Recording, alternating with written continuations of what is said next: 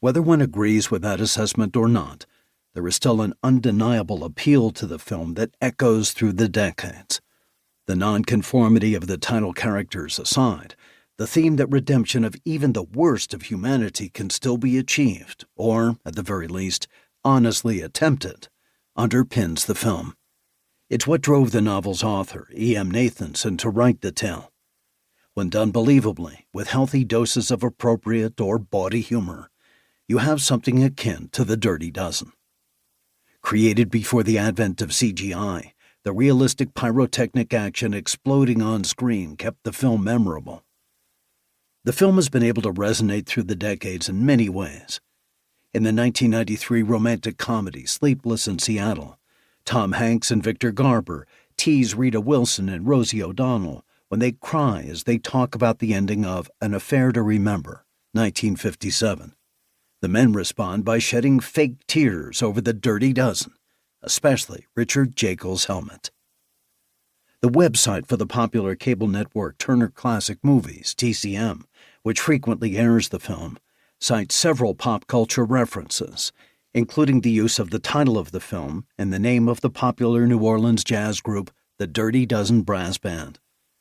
The term Dirty Dozen is now in fairly widespread use, generally referring to a group of undesirables, such as the 12 most contaminated types of produce or the IRS's list of the most common tax scams. The National Recreation and Park Association also uses the term for the 12 most common playground safety concerns, and the League of Conservation Voters groups members of Congress who consistently vote against environmental causes under that title. A book published by the Cato Institute, a libertarian think tank, examining the 12 so-called worst Supreme Court cases from the author's point of view, is called The Dirty Dozen: How 12 Supreme Court Cases Radically Expanded Government and Eroded Freedom. Most of all, in its style, attitude, and pushing the envelope of violence, The Dirty Dozen, as TCM notes, can be seen as a major precursor to modern-day action films, particularly those that feature a group of unlikely heroes banding together for an impossible mission. Released at a time of extreme nonconformity, Robert Aldrich's Dirty Dozen became popular with viewers of all age groups, no matter their point of view, whether pacifist or militarist.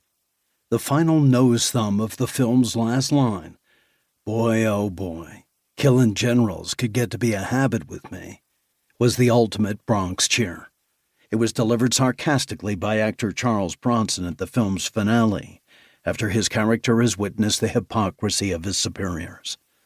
Redemption, loyalty, hypocrisy, competition, brutality, anti-authoritarianism, and nonconformity all played a role in making The Dirty Dozen the classic it has remained.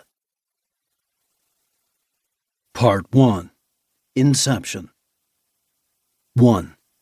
The hackles on the back of my neck went up.